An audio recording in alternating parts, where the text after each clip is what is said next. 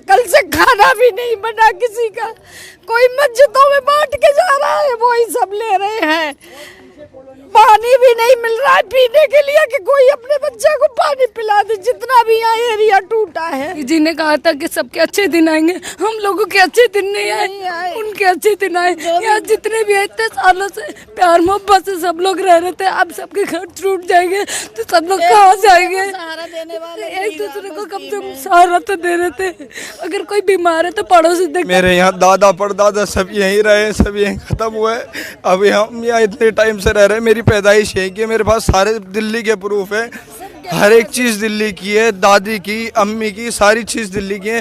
फिर भी हमसे पहले ये कहा था कि इधर का नहीं तोड़ा जाएगा, जो दिल्ली में उसे नहीं छेड़ेंगे। बसाते ही क्यों हो जब उजाड़ते हो तुम, बसाते ही क्यों हो जब उजाड़ते हो तुम, बनाते ही क्यों हो जब बिगाड़ते हो तुम।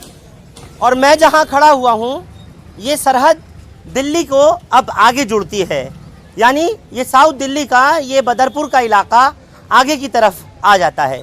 जहां ये बोर्ड लगे हुए आप देख रहे हैं, उसके अगर अंदर हम आ जाते हैं तो ये खोरी गांव फरीदाबाद हरियाणा का इलाका लगता है, जहां सुप्रीम कोर्ट के ऑर्डर के बाद में इतने बड़े पैमाने पर डेमोलिशन की कार्रवाई चल रही है, अतिक्रमण हटाने की।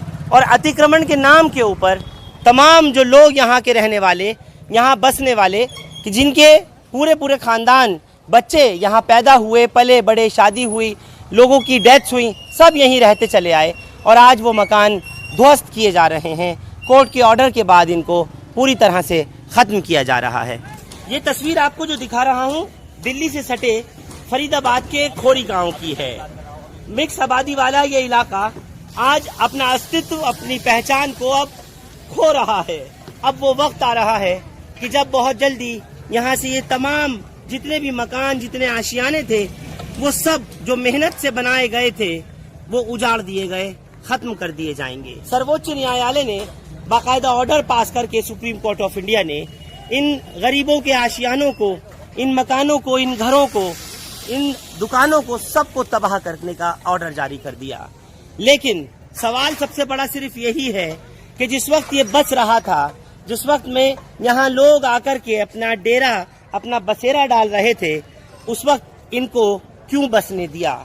और अब जब ये लोग बस गए, इनकी यहाँ नस्लें चल गईं, तो उसके बाद आकर यहाँ बुलडोजर फेंक दिए।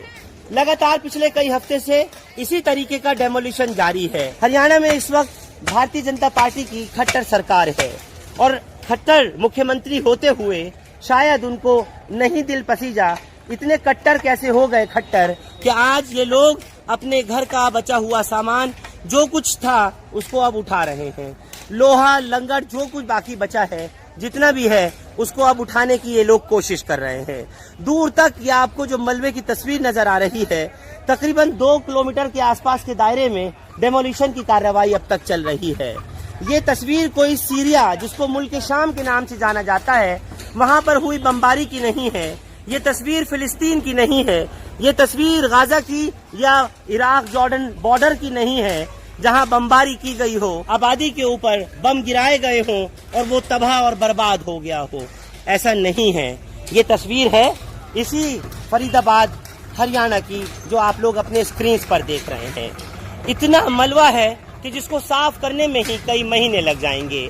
पक्के मकान बने हुए थे, गार्डर्स के, लैंटर्स के घर बने हुए थे, बाकायदा फ्लैट्स थे, कई मंदिर थे, मस्जिदें हैं, लेकिन बाकी सबको इस वक्त जमींदोज कर दिया गया है और कुछ हिस्सा जो बचा है वो अब बहुत जल्दी गिरा दिया जाएगा।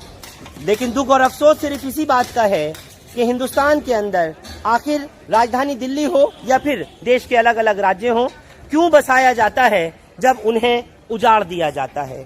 क्यों बनाने दिया जाता है जब इन्हें बिगाड़ दिया जाता है? आज लोग परेशान हैं, आज महिलाएं दुखी हैं कि आखिर उनके घर पर बुलडोजर क्यों चल गए। वो नन्हे नन्हे मासूम बच्चे जिन्होंने यहाँ जन्म लिया, वो आज सोच रहे हैं कि हम कहाँ जाएं, हमारा तो घर यहीं था, हम लोगों ने तो परवरिश अपनी यहीं पाई थी, हमारा कसूर क्या है? और दूर तक गली गली इसी तरीके से बसी हुई थी।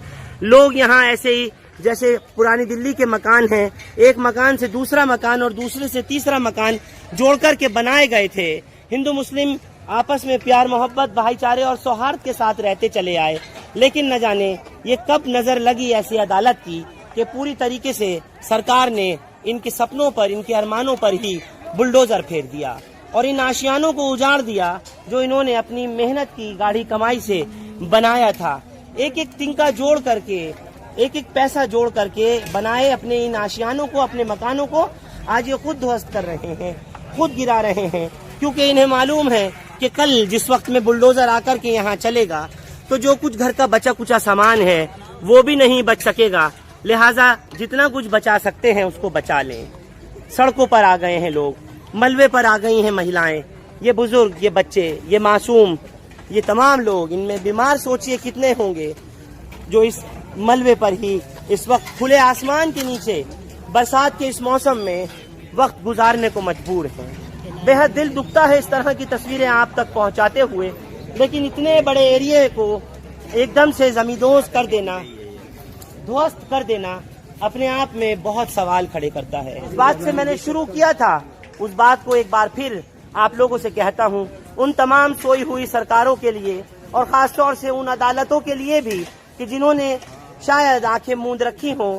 मैं इससे ज्यादा तो कुछ नहीं कहूंगा कि अदालत की तौहीन होगी, कंटेम्प्ट होगी, लेकिन बस इतना ही कहूंगा कि जब ये बस रहे थे तब अदालतें कहाँ थी, तब जजेस कहाँ थे, तब मुख्यमंत्री और तब उस वक्त में एमएलए और पार्षद कहाँ थे, तब प्रशासन कहाँ था, तब पुलिस कहाँ थी जिस वक्त में इन लोगों ने आकर के अपने बसेरे यहाँ बनाने शुरू किए।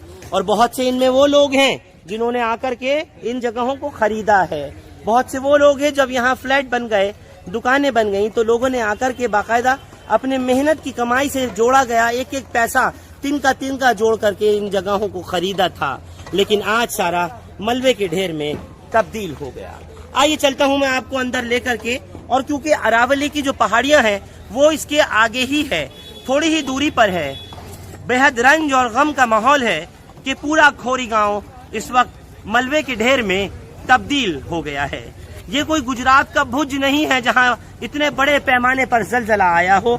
ये कोई, फिर कहूंगा कि ये मुल्क शाम नहीं है, ये सीरिया और फिलिस्तीन नहीं है जहां बमबारी की गई हो, मिसाइल दागे गए हो, या जहां पर इस वक्त देख करके लगता है कि जिंदगियां जो लोग